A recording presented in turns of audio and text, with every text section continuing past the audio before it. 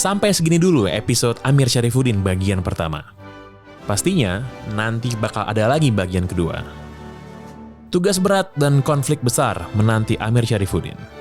Gue Pangeran Syahaan. Nantikan episode selanjutnya dan jangan lupa follow podcast sejarah di Spotify. Box to Box Media Network.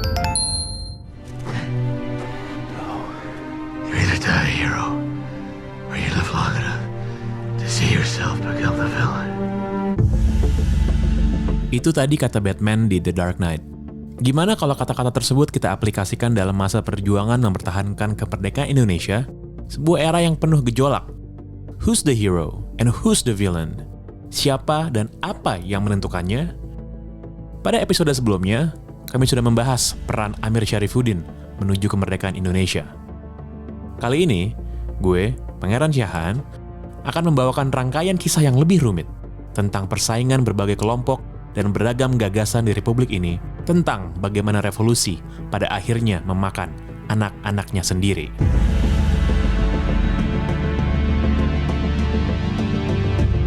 Selamat datang di Podcast Sejarah, bagian kedua, Amir Syarifuddin, pahlawan atau pengkhianat?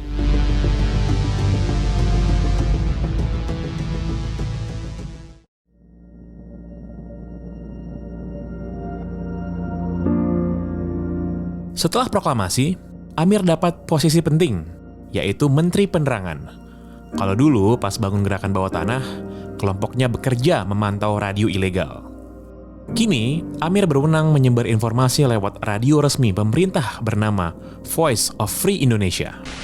Bahwa sesungguhnya kemerdekaan itu ialah hak segala bangsa, dan oleh sebab itu maka Masalah pertama pun hadir.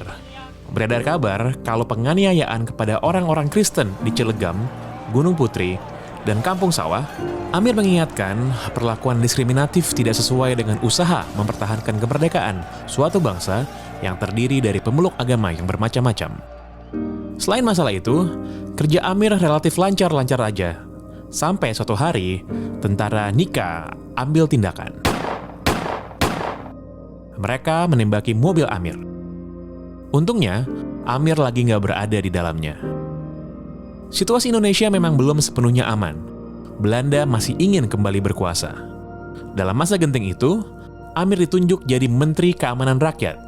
Artinya, Amir dapat amanah untuk merangkap jabatan. Kursi kementerian baru ini Amir terima menyusul hilangnya Supriyadi, seorang komandan peta yang tidak pernah muncul sejak mengadakan pemberontakan di Blitar. Pos baru Amir ini sebenarnya cukup terjal. Tidak seperti Supriyadi yang punya latar belakang militer, Amir agak sulit ambil kendali dalam angkatan perang. Sebaliknya, Amir juga agak skeptis sama tentara kita waktu itu. Jadi, pada masa awal kemerdekaan, ada dua kelompok di tubuh angkatan bersenjata. Pertama, ex-Kenil, atau bekas tentara Belanda. Lalu kedua, ex-Peta, atau bekas tentara Jepang. Ada apa emangnya dengan dua kelompok tersebut? Ini kata Patrick Matanasi, seorang peneliti sejarah yang berfokus dalam meneliti sejarah militer. Jepang itu ya sama aja seperti Belanda kalau menurut saya, sama-sama tidak ikhlas dalam membentuk militer di Indonesia.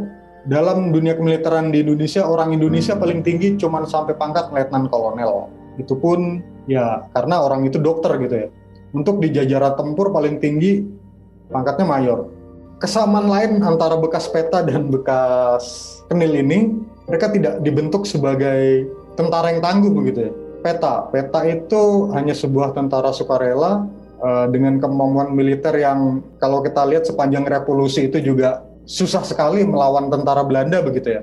Dan Kenil sebagai tentara Belanda itu secara pengalaman juga ngenes sekali ya. Ngenes kenapa?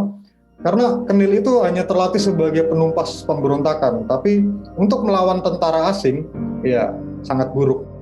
Menurut Patrick, ketika berhadapan dengan dua pilihan tadi, Amir condong kepada tentara ex-Kenil daripada ex-Peta. Alasannya simpel. Ex-Kenil lebih menguasai teori kemiliteran modern. Tapi, Amir sendiri sempat kepikiran ide lain, yaitu memberdayakan Laskar. Soal Laskar, inilah yang kemudian berusaha didekati Amir kan. Tapi kan permasalahannya Laskar ini kekurangan tenaga ahli kan. Laskar kan hanya pemuda biasa kan, dan di antara mereka banyak yang tidak berpendidikan begitu, apalagi pendidikan militer. Nah, Amir itu maunya semuanya dimulai dari nol ya mungkin ya. Tapi permasalahannya yang dimulai dari nol itu kan sulit. Dalam artian gini, misalkan nih, tentara dimulai dari nol, perwira tertingginya bukan dari peta atau bukan dari Kenil misalkan, kan susah. Untuk mengisi jabatan tinggi kan butuh pengalaman kan, butuh pengetahuan, keahlian, dan lain-lain. Meskipun demikian, para laskar tetap dapat tempat khusus, yaitu di Biro Perjuangan. Salah satu unsur dari TNI Masyarakat yang dipimpin oleh Kolonel Djoko Sujono. Inilah yang perlu dicatat. Amir Syarifuddin turut terlibat aktif dalam awal mula pembentukan lembaga militer Indonesia dari awalnya TKR menjadi TRI, lalu akhirnya menjadi TNI yang namanya bertahan sampai sekarang. Setelah menjabat di 2 pos kementerian, Amir naik menjadi kepala pemerintahan. Dia dilantik sebagai Perdana Menteri untuk menggantikan Sultan Syahrir. Tugas berat menantinya, Amir harus melanjutkan proses perundingan dengan Belanda.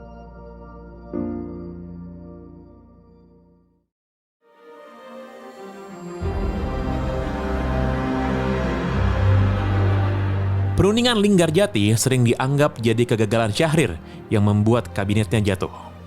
Hal yang paling disorot adalah menciutnya wilayah Indonesia jadi cuma meliputi Sumatera, Jawa, dan Madura. Ditambah lagi, Indonesia berkewajiban membentuk pemerintahan bersama dengan Belanda dalam RIS. Kenapa Syahrir terima itu? Ya daripada perang terus, kan capek kan. Nah, ketika berperang terus kalah lagi. Ya sebenarnya angkatan perang kita yaitu TNI, di awal sejarahnya kan sangat konyol kalau kita bilang TNI itu kuat dari tahun 45. Nggak mungkin itu. Saya sangat tidak percaya itu.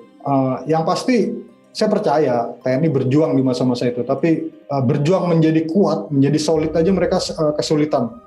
Situasi yang dihadapi Kabinet Amir tidak jauh berbeda dari Kabinet Syahrir. Belanda melancarkan agresi. Perlahan, kota-kota yang memegang peranan penting secara ekonomi jatuh.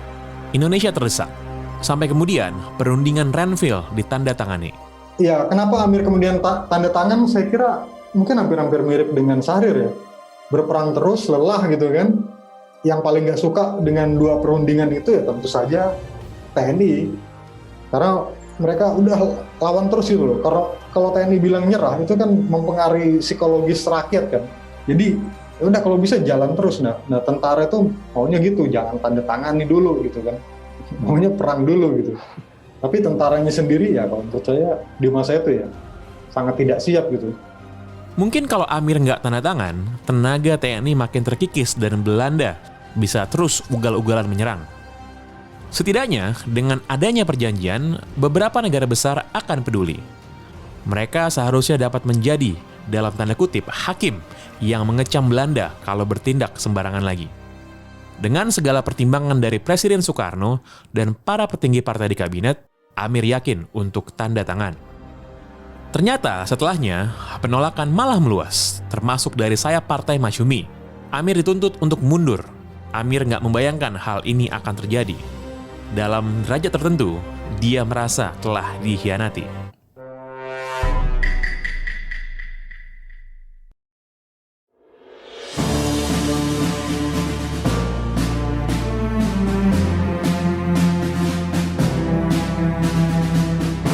Mari kita mundur dulu, jauh sebelum adanya perundingan Renville atau bahkan perundingan Linggarjati. Sejatinya, perjuangan mempertahankan kemerdekaan nggak selalu lancar. Sering banget terjadi benturan antara sesama anak bangsa. Dalam konteks ini, mari kita bedakan 2 kelompok. Kelompok pertama adalah mereka yang percaya pentingnya diplomasi. Amir dan kelompok sayap kiri pada awalnya masuk ke sini. Ada juga figur lain kayak Soekarno, Hatta, dan Syahrir. Sultan Syahrir sendiri bisa dibilang yang paling mendorong adanya diplomasi. Dia percaya bahwa untuk goodwill internasional, Indonesia harus menunjukkan kesediaan berunding dengan Belanda secara damai. Di sisi yang berseberangan, ada kelompok yang menolak diplomasi. Merdeka 100%. Ini adalah pledoi Tan Malaka. Tan Malaka bersama kelompoknya mengusung nama Persatuan Perjuangan. Mereka golongan kiri, tapi menempuh jalan berbeda dari Amir dan sayap kiri lain saat itu. Bagi Tan Malaka, tuan rumah tidak akan berunding dengan maling yang menjarah rumahnya. Dua kelompok tadi kerap bersitegang. Benturan terbesar terjadi dalam peristiwa 3 Juli 1946. Persatuan Perjuangan menuntut pembubaran kabinet. Mereka juga sempat menculik Perdana Menteri Sultan Syahrir.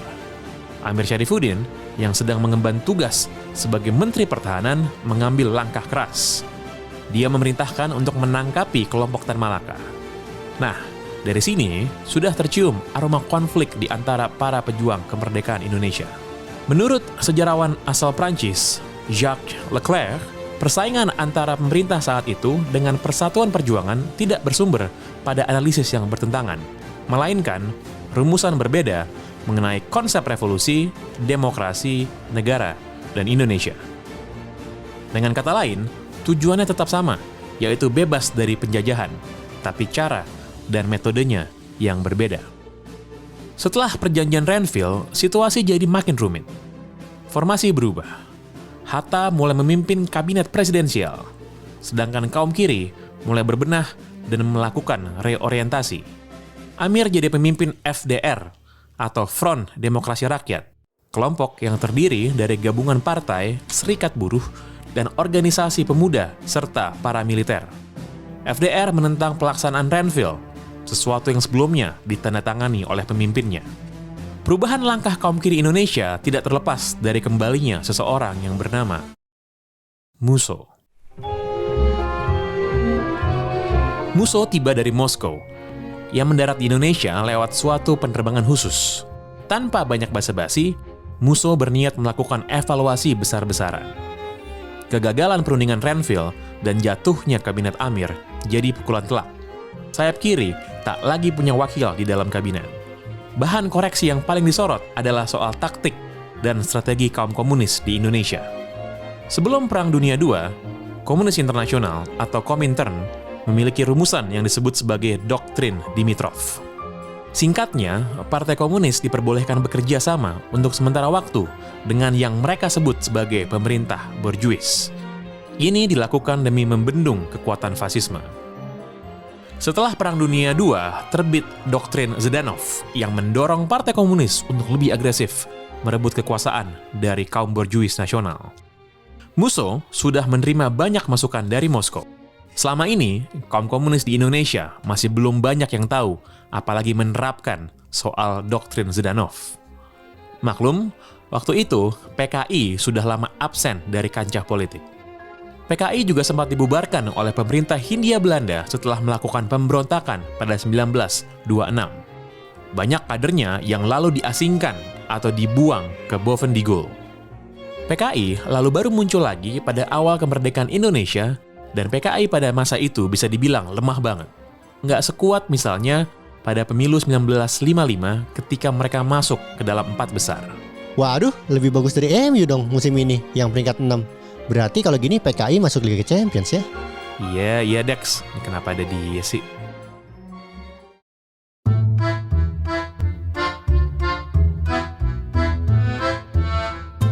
Selain itu, PKI pada era 40-an akhir belum punya jaringan mancanegara yang luas. Alhasil, mereka jadi miskin taktik. Strategi lama, yaitu Doktrin Dimitrov, masih diadopsi. Ini juga jadi salah satu alasan lain kenapa Indonesia di bawah Amir yang sayap kiri malah milih Australia dalam Komisi 3 Negara. Bukannya milih Uni Soviet atau negara sosialis yang bisa jadi akan lebih ngotot dalam mendukung kemerdekaan Indonesia. Musso datang dan ingin mengubah semuanya. Dia membawa sebuah rumusan berjudul Jalan Baru. Salah satu langkah terpenting adalah fusi atau peleburan golongan kiri.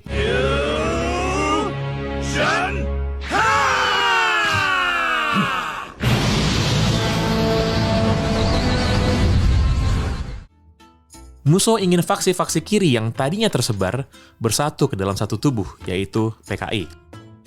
Gara-gara strategi lama tadi, ada banyak anggota Partai Komunis yang mencar atau menyusup di dalam partai dan organisasi kiri lainnya, kayak Partai Sosialis dan Partai Buruh. Siapa salah satunya? Amir Syarifuddin menyingkap tabir. Amir mengaku kalau sejak 1935 dia sudah menjadi anggota PKI ilegal yang dilarang pemerintah Hindia Belanda. Banyak yang terkejut dengan pengakuan tersebut, terutama mereka yang dekat dengan Amir, seperti TB Simatupang dan Abu Hanifah. Mereka tak percaya dan bertanya-tanya, Amir ini komunis yang seperti apa? Apakah dia sebatas percaya kritik Marx terhadap kapitalisme? Atau Amir juga abdi setia Komintern dan Stalin? Atau Amir hanya sedang ingin bekerja sama dengan Musso setelah kejatuhannya dari kursi Perdana Menteri? Entahlah, Amir tak pernah dapat kesempatan untuk menerangkan ideologi yang dia yakini. Penyebabnya adalah sebuah tragedi yang tak cuma menimpanya, tapi juga menerpa sebuah bangsa yang masih berusaha tegak berdiri. Ini dia peristiwa Madiun 1948.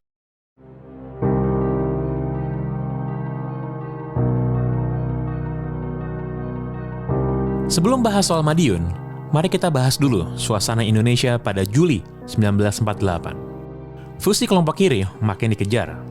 Amir sibuk menghimpun kekuatan FDR. Pemerintahan Hatta mulai melaksanakan program RERA atau rekonstruksi dan rasionalisasi. Di satu sisi, memang ada kebutuhan untuk mengurangi beban ekonomi negara. Tapi kebijakan ini menyakitkan buat beberapa perwira. Intinya, kabinet Hatta mengurangi jumlah tentara. Penurunan pangkat besar-besaran juga terjadi. Beberapa kelompok militer pun gak suka dan jadi dekat sama FDR, kelompoknya Amir. Ketika pergerakan FDR makin gencar, Hatta melepas kelompok Tan Malaka dari tahanan. Sebenarnya, kelompok Tan Malaka dan PKI-nya Musso saat itu sudah berada dalam satu barisan, yaitu memiliki garis politik radikal yang anti dengan diplomasi. Namun, ada perbedaan prinsipil ideologis. Musso condong kepada Stalin dan ikut pada garis komunis internasional. Sementara Tan Malaka sudah lama dikeluarkan dari PKI. Tan waktu itu sering dicap revisionis Trotskis sama kelompoknya Musso. Track record soal bagaimana Amir menangkap kelompok Tan Malaka juga membuat dua kelompok itu bermusuhan. Saling serang pun biasa terjadi. Rustam Effendi dari kelompok GRR binaan Tan Malaka menyerang Setiajid dan Maruto Darusman dari FDR. GRR menuduh ada banyak antek Belanda di FDR. Amir Syarifuddin pun tak lepas dari serangan. Keputusan Amir menerima uang 25.000 gulden dari Charles van der Plas jadi diungkit-ungkit. Tapi Amir sendiri secara terbuka meminta maaf. Dia mengaku hanya mengikuti strategi bekerja sama secara sementara dengan Belanda dalam rangka melawan fasisme Jepang. Amir pun melakukan counterattack. Dia menyebut anggota Murba, Syamsu Haria Udaya, sebagai kolaborator Romusha.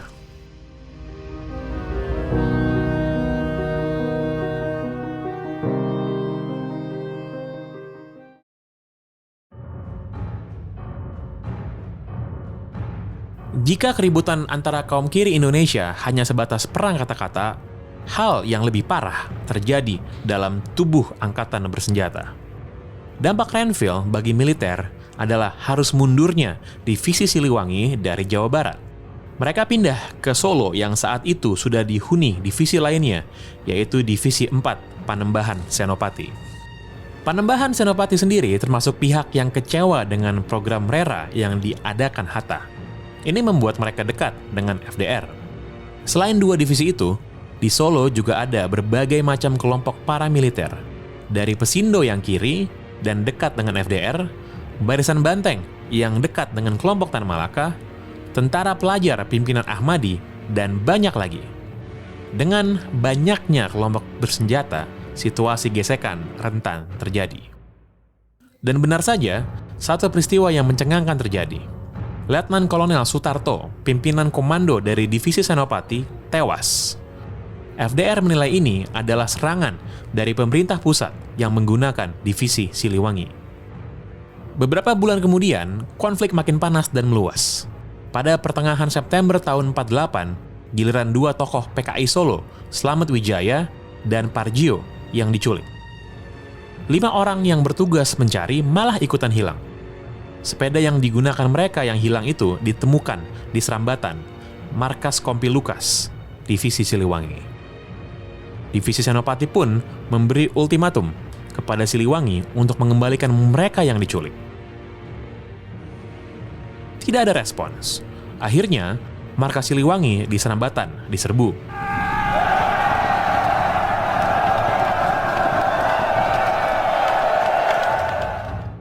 Korban jiwa berguguran. Kelak Panglima Besar Jenderal Sudirman sampai harus turun tangan. Dia meminta Komando Brigade 2 Siliwangi, Letkol Sadikin, untuk melepaskan mereka yang diculik. Sadikin bersikeras, tidak tahu apa-apa. Culik-menculik, balas-membalas serangan, sampai gesekan lainnya makin parah. Pesindo balik menculik Dr. Muwardi dan 3 pimpinan GRR yang dekat dengan kelompoknya Tan Malaka. Mereka menuduh pimpinan GRR bertanggung jawab atas penculikan 2 tokoh PKI Solo. Setelahnya, gedung markas Pesindo balik diserbu. Dan pertempuran pun jadi merembet ke seluruh kota.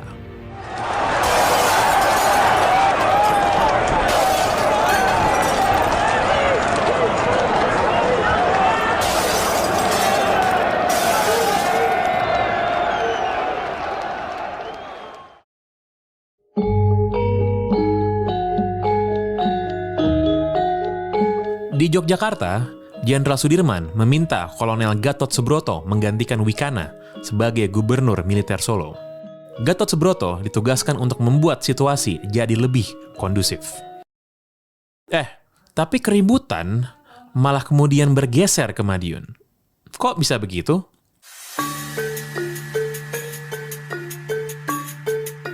Ternyata di Madiun telah terjadi pelucutan senjata. Terkait ini, ada 2 versi cerita. Pertama, yang mungkin sudah sering kita dengar, pemerintah pusat mengumumkan peristiwa pelucutan senjata yang dibarengi dengan deklarasi Republik Soviet Indonesia dengan Musso sebagai presiden dan Amir sebagai Perdana Menteri. Ini artinya sebuah kudeta atas pemerintah yang sah. Sementara itu, versi lainnya diungkapkan oleh Sumarsono kepada majalah Tempo. Sumarsono adalah figur yang terlibat dalam aksi pelucutan senjata di Madiun tahun 48. Menurut kesaksian Sumarsono, keputusan pelucutan senjata diambil dalam rangka defensif, bukan ofensif. Dia mengaku telah melihat banyak pasukan bersenjata yang tiba-tiba muncul dan melakukan latihan dengan peluru tajam di Madiun.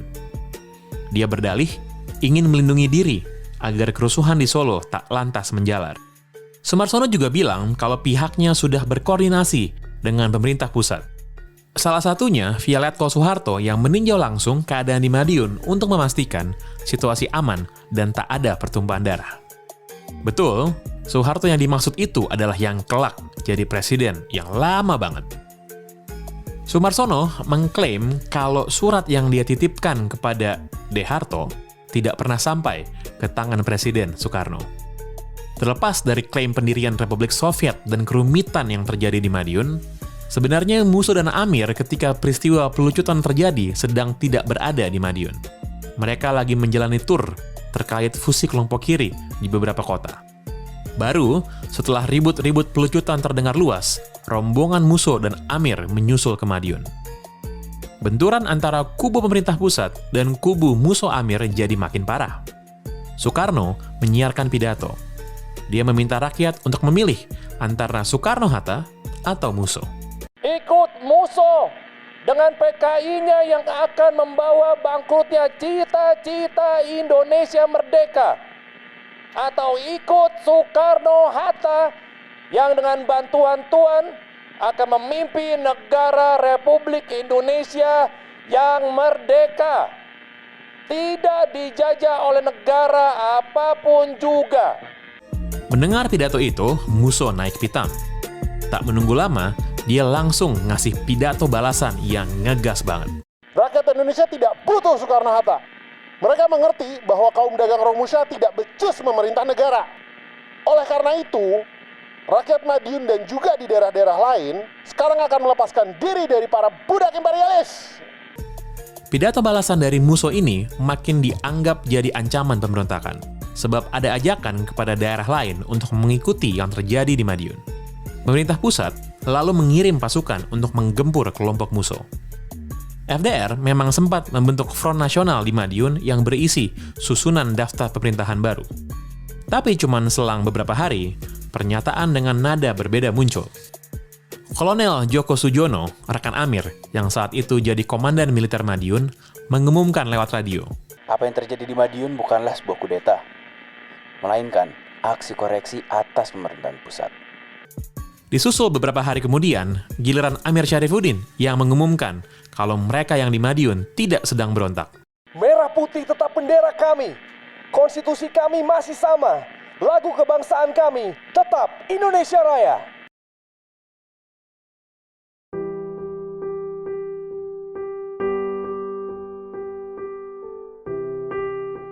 Ada beberapa interpretasi atas apa yang terjadi di Madiun.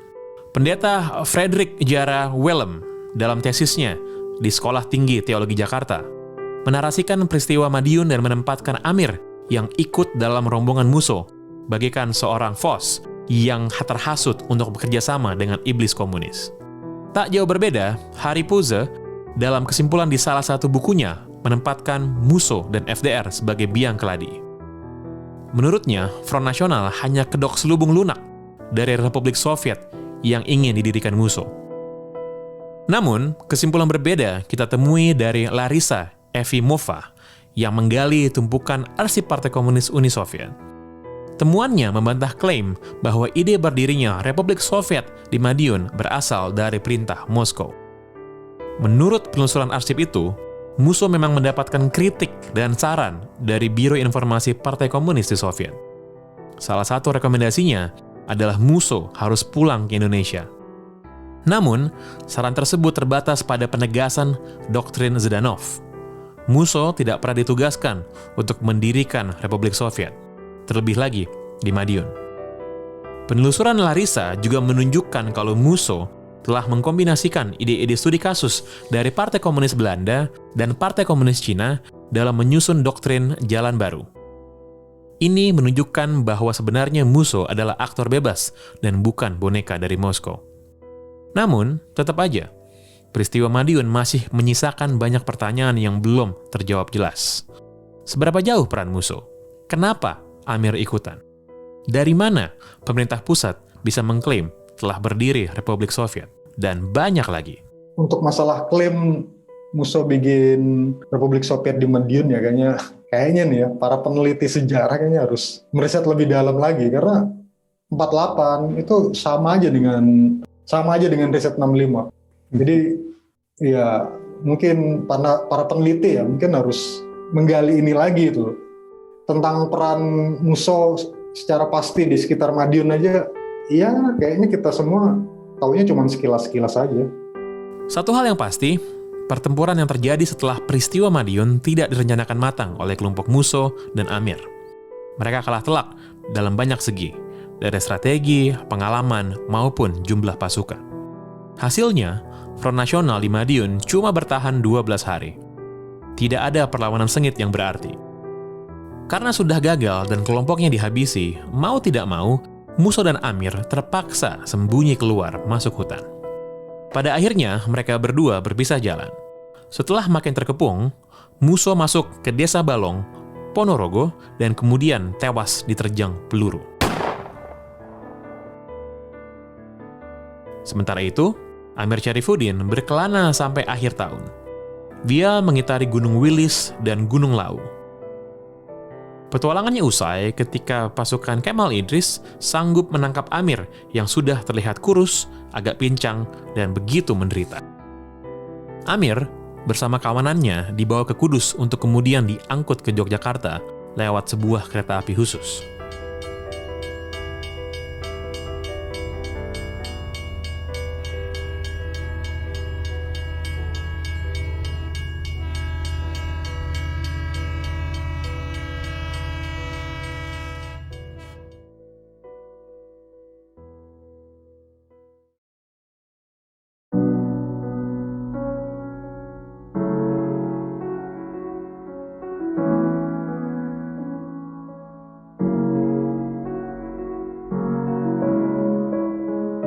Di atas gerbang lokomotif, Amir meminta satu hal khusus kepada seorang perwira yang mengurusnya.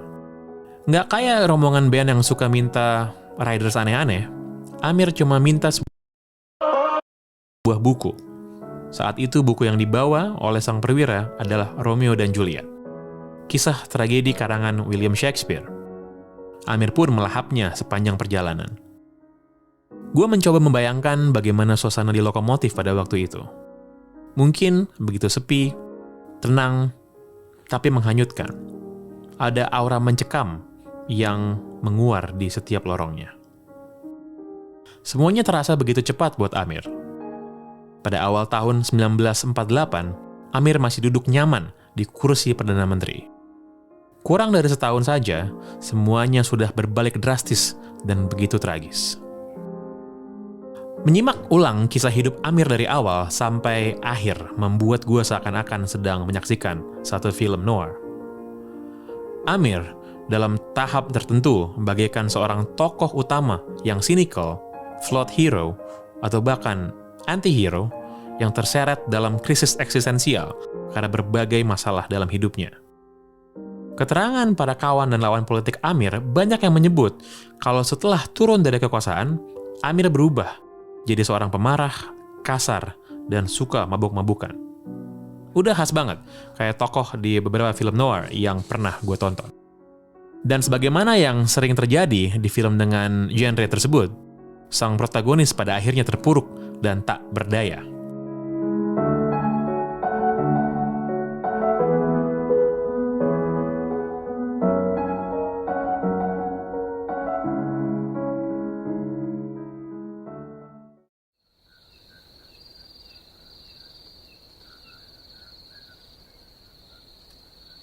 Setelah peristiwa Madiun, Amir menjadi tahanan yang nasibnya tak menentu.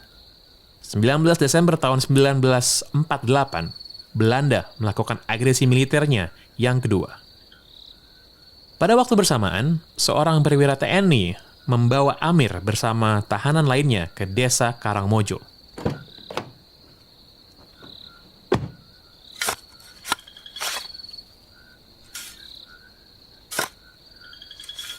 Di desa itu sudah disiapkan lubang yang cukup dalam untuk menampung belasan orang. Ketakutan pun menyeruak. Hendak diapakan kami? Ya, saya hanya menjalankan perintah. Apakah saudara sudah berpikir dengan jernih? Udah. Tidak usah banyak bicara. Tunggu sebentar, Pak. Boleh saya menulis surat untuk terakhir kalinya buat istri saya? Ya, cepatlah. Yang lain juga kalau mau, silakan.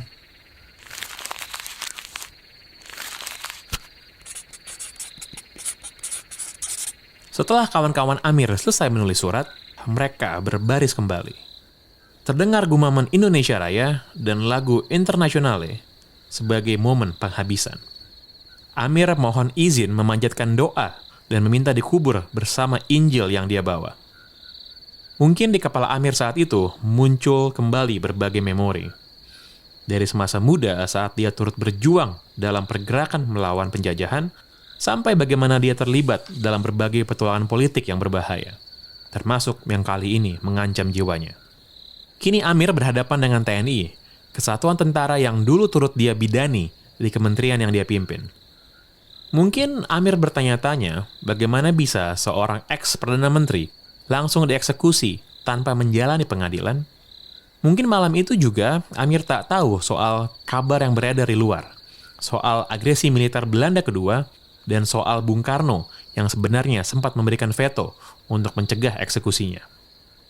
Tapi sesungguhnya pada malam itu tak ada lagi patah kata yang keluar dari mulutnya setelah ia mengucapkan, "Kau buruh sedunia, aku mati untukmu!"